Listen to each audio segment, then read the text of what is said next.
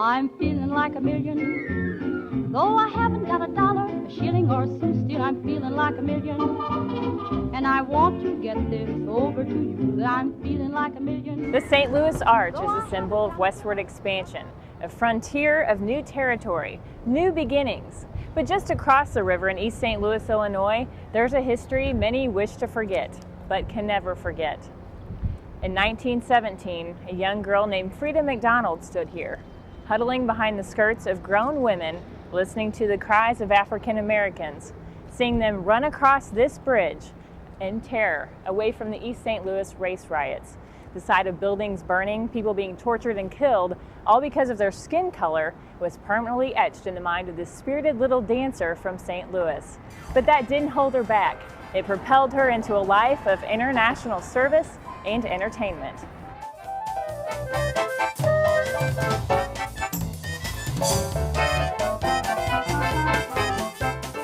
Born Frida J. McDonald on June 3, 1906, Josephine Baker grew up in the Mill Creek area of St. Louis, near Union Station. Baker's nephew and grandnephew, Richard Martin Jr. and Richard Martin III, also grew up there.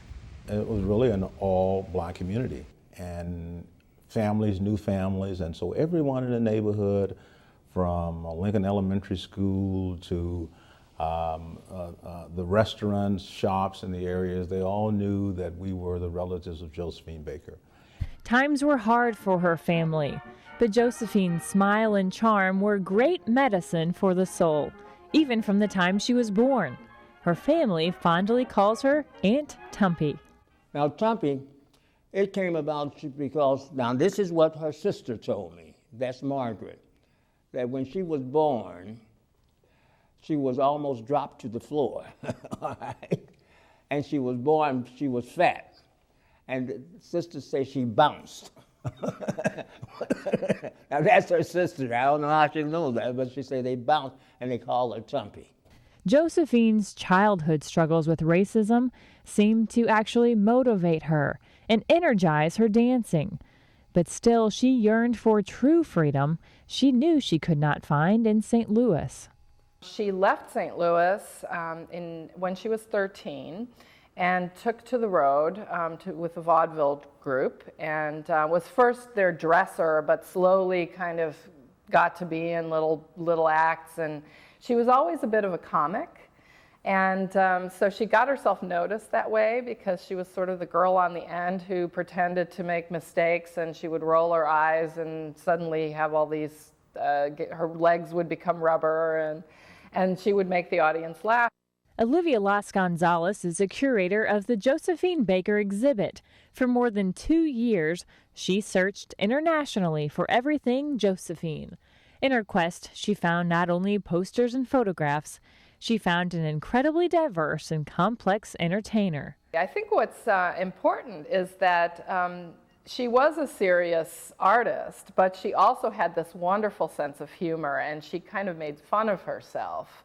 So on one hand, she did want to be the chanteuse, the glamorous chanteuse who wore beautiful clothes and sort of was the queen of the ball, so to speak. But she also had this funny side, and so she kind of on purpose undermined the sexuality that she exuded in one way by sort of this comic twist. Josephine's talent was soon noticed on a larger scale. Her personality and energy were a big hit in 1921 in New York's all-black musical Shuffle Along. She was in this pas de deux dance with Joe Alec called the Danse Sauvage, and it was just, she was wearing practically nothing, and they did this incredibly modern dance that had some African influences to it, and the audience just went wild. And from that point on, she really became the toast of Paris. And it was in Paris where Josephine would find the freedom she'd been seeking. In Europe, and particularly France, the empire was out there.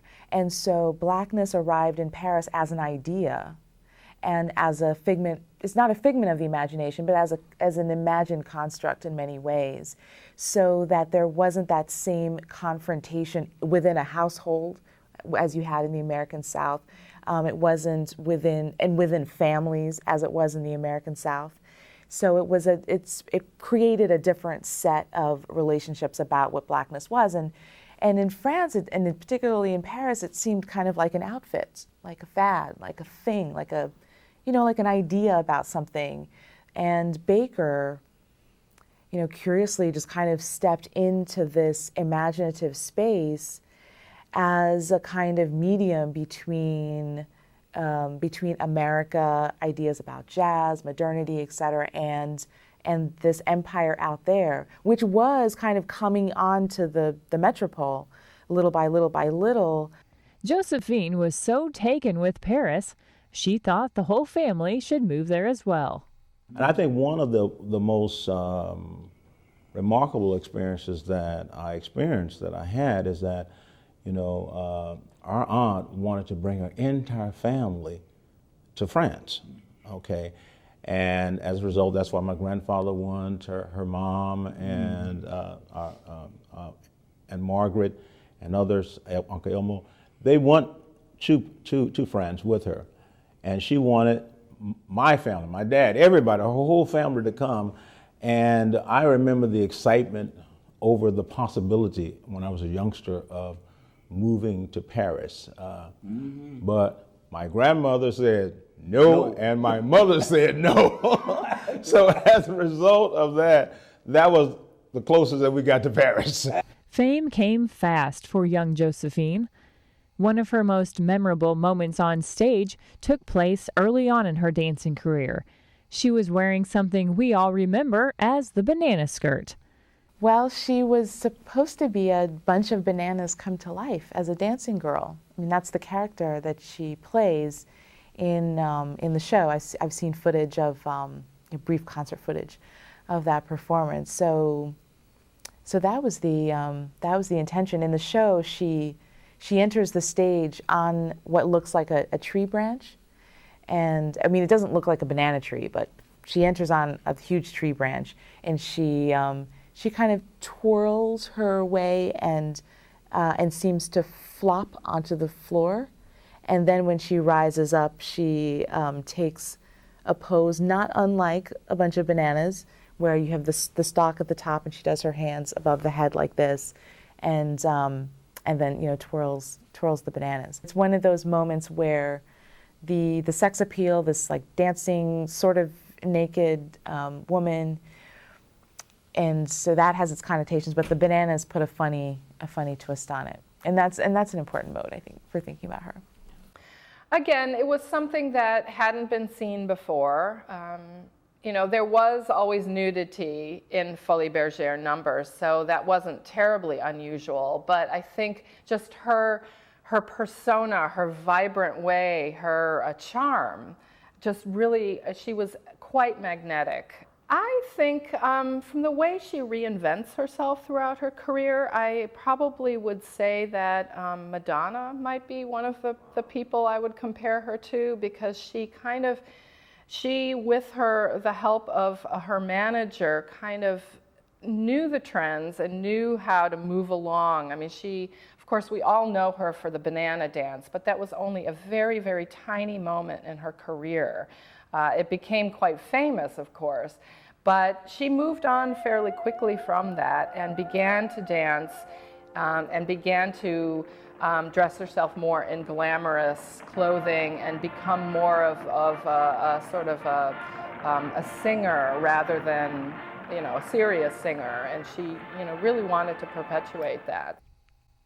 Josephine soon made a very clear transition from what some say was a raw sophistication to being one of the most glamorous women in the world. She was an inspiration to all the hottest fashion designers of the time, who clambered over each other to dress her and would shower her with dresses which she would wear and kind of set aside, and then more dresses would appear. And so very much a fashion model. She would model the fashions, she would wear them out. She always said that she was two people. She was one thing on stage at the time when she was being exoticized and put in exotic roles and sort of treated as this sort of savage.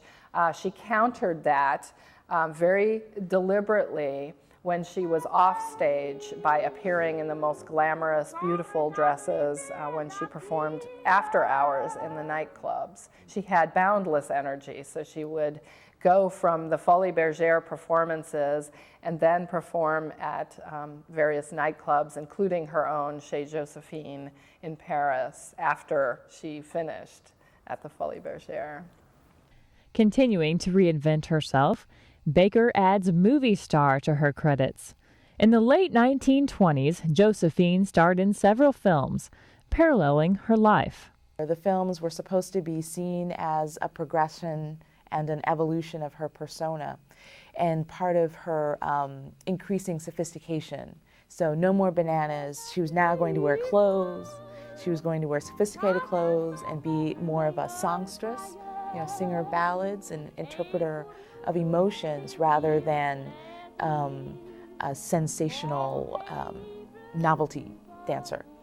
And however, the film performances would play on that contrast. It would always recall this raw past that she had with the bananas. I mean, the bananas didn't literally show up in the films, but it was always this kind of naive native girl who would turn into the glamorous, sophisticated Josephine Baker. From my perspective, what the films accomplished was that they did transform her into a modern star by putting her into a modern medium. So she was no longer a live force of nature on screen. Now she was a constructed media image which could circulate as broadly as the films would circulate.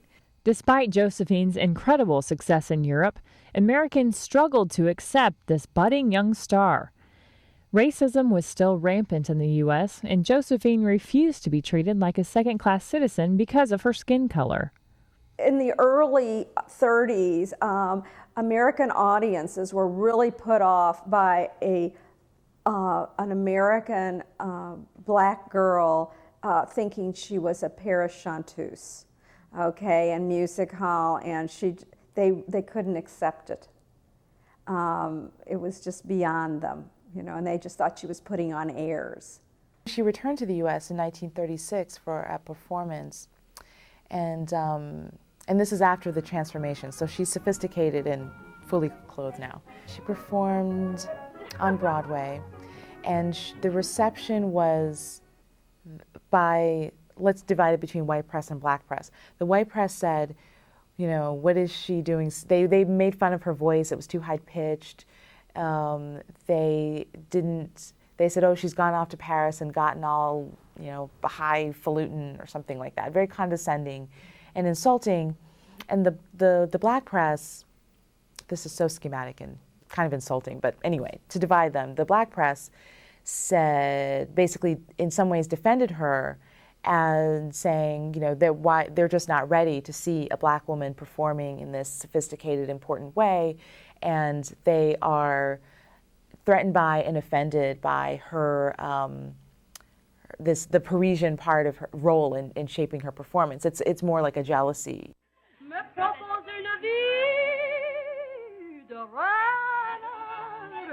She was criticized for her voice. She has a very delicate, sort of beautiful, almost bird-like voice, and it wasn't of the taste of the Americans, and so she was criticized for her voice being too thin, and was turned away from hotels, wasn't allowed to stay in hotels because she was black.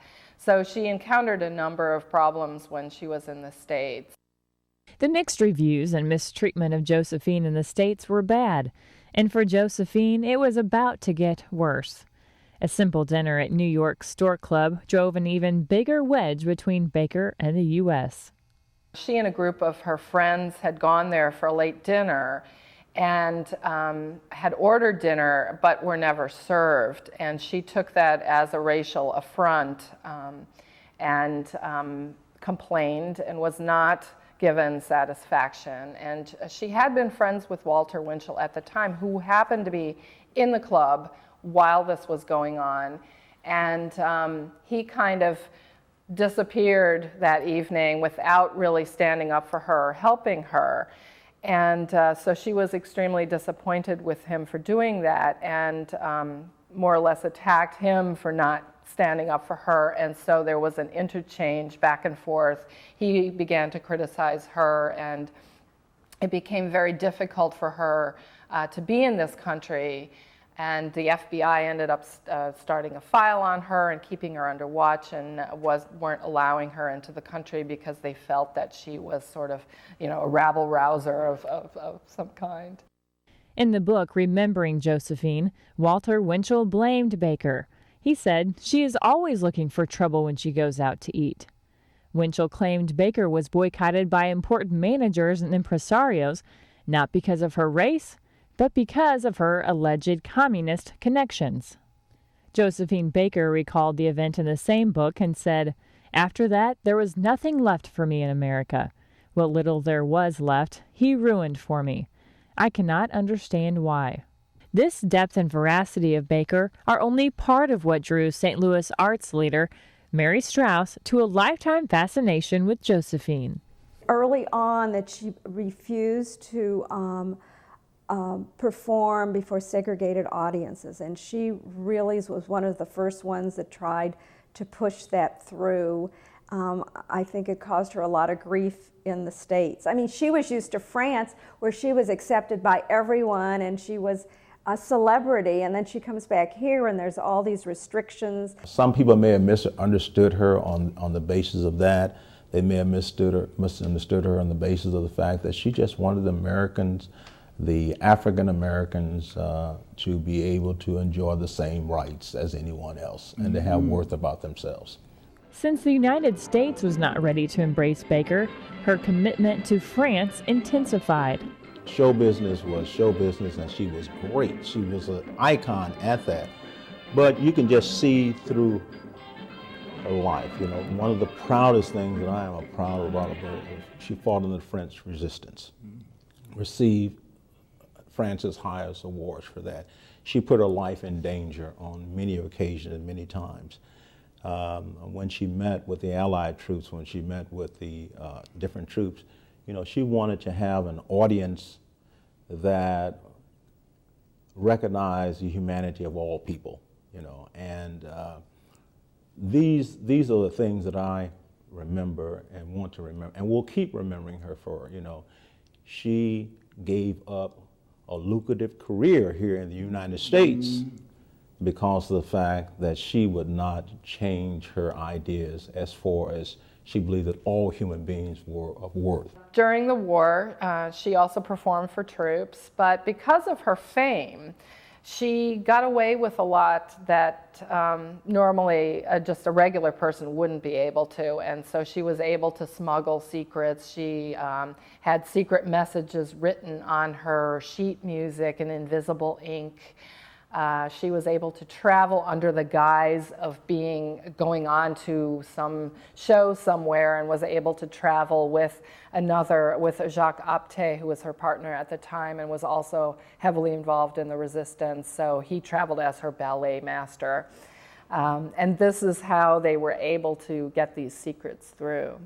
As a result of the fact, she was not the big star that she could have been here in the United States. And let's face it, she was not before her time, but she was the forerunners, of all the individuals. Imagine what she was trying to stand for in the 20s and the 30s and the 40s and the 50s and the 60s, okay? And nationality didn't mean anything to her.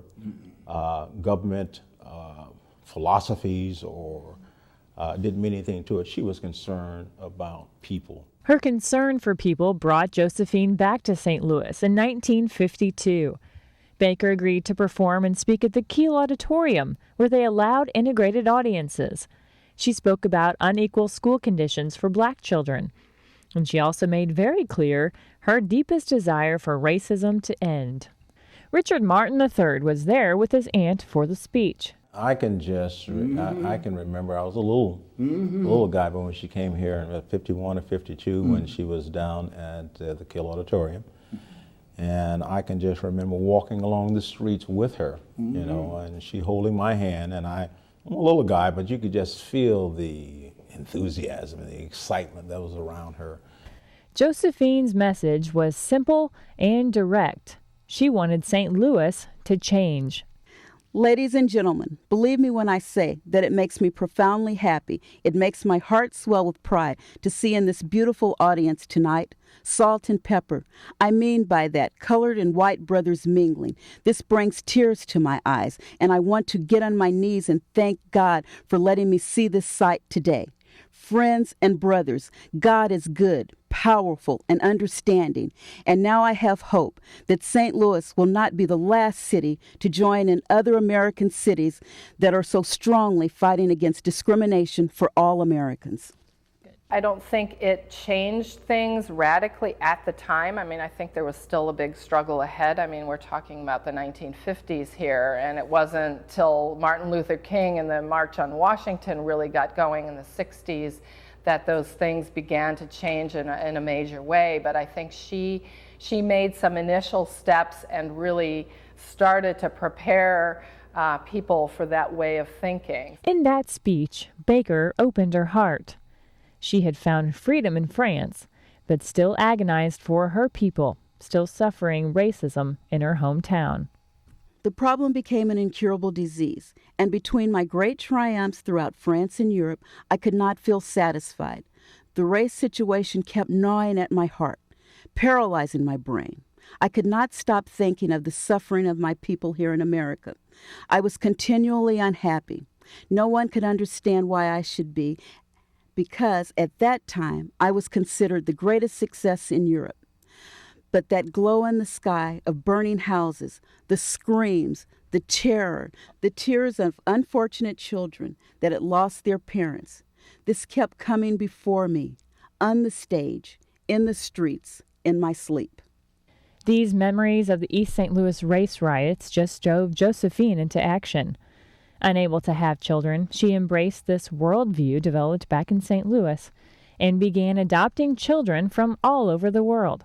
She called them her Rainbow Tribe. When she traveled, she would visit orphanages and would bring home children, sometimes much to the chagrin of her husband at the time, who, you know, at a certain point, it was, you know, financially difficult, and but she kept bringing home more children. She loved children. She always had a history with children and helping the poor, and so it was very much a part of her life from a very early age. Baker bought a chateau to house her tribe. But this dream was perhaps too big for even the incomparable Josephine Baker. Yes, her big ideas for this, she had a castle called Les Milans, which she bought in the 40s. She actually rented it during the war and then ended up purchasing it right after the war. And this would become the site of this great ambition to have a college for world brotherhood. She had always opened this castle, Les Milans, to the public, but wanted it to be more than just that. She wanted it to be a center of study, but unfortunately, it was extremely expensive. And she actually, later in her career, she funded Les Milans by going out and performing. But it really caught up with her, and it was extremely expensive, and it eventually did bankrupt her. And she fought and fought to keep the place, but she was eventually evicted. They actually forcibly evicted her. She had barricaded herself in the house and refused to leave, and they broke in and basically manhandled her out. It was a very sad situation. I think it was very difficult. First of all, she had this chateau, and she had 12 children, and she turned it into this museum, park. Who was running it? Who were taking care of the children? Her mother came over, and maybe her sister. I know Joe Bouillon, her husband at that time, after the 8th child said, "I can't take it," he left. He said, "Don't bring home any more children," and she brought someone else home. She had to go and entertain to make a living, to support. and yet she was still trying to be a good mother, civil rights. I'm not sure that was all a success. After years of great fame, glamorous fashions, and being in the international spotlight, Josephine Baker was left with next to nothing. She sacrificed her wealth on a mission of love. Because at the end, through her efforts of trying to bring this harmony and get the chateau together, get the castle together, at the end, everything was lost, okay? But yet, it was lost because she was trying to do something for people. She was trying to expand something. So it may have been lost, the material things may have been lost, but her legacy still lives on, okay? And that is what I hope that the St. Louis community, the United States, will see, that she had impact upon people's lives. And despite her many difficulties and controversies, those who know entertainment know Josephine still had it. I'm so upset that I never got to see her in person perform, but everyone has said that once you saw her, you never forgot her. She is really who had it, and that charisma. And but actually, if you watch the films, you'll see it. You'll see there was that spark. Some people just have it, and she definitely had it. And Josephine had it up until the very end, performing at the Bobino in Paris just before her death. She actually worked up until the day she died, and she died in 1975. She was 69, and was quite active still late in her career. Wasn't just kind of sitting on the sidelines performing a number of two, but was very active when she did her shows and performed to standing ovations and very excited crowds. Everything that I've read where people have described her performances, they describe her as being extremely magnetic and just, an incredible persona on stage, had a great stage presence. And, that really goes a long way with people's memories and making her who she was. Josephine left St. Louis when she was only 13 years old, but her legacy endures here. Richard Martin Jr. has spent a lifetime making sure St. Louis does not forget about his Aunt Tumpy. In addition to getting a star put on the University City Walk of Fame, Martin also worked to rename this street Josephine Baker Boulevard. Mary Strauss is helping to beautify the street and also plans to erect a permanent monument to Baker in Grand Center. A fitting tribute for a woman known for her magnetic charm as the first international star, her dedication to humanitarianism and civil rights, and just her pure love for people. Josephine Baker truly was much more than a banana skirt. For HEC TV, I'm Christy Bond. I'm feeling like a million, though I haven't got a dollar, a shilling or a cent, still I'm feeling like a million. And I want to get this over to you, that I'm feeling like a million.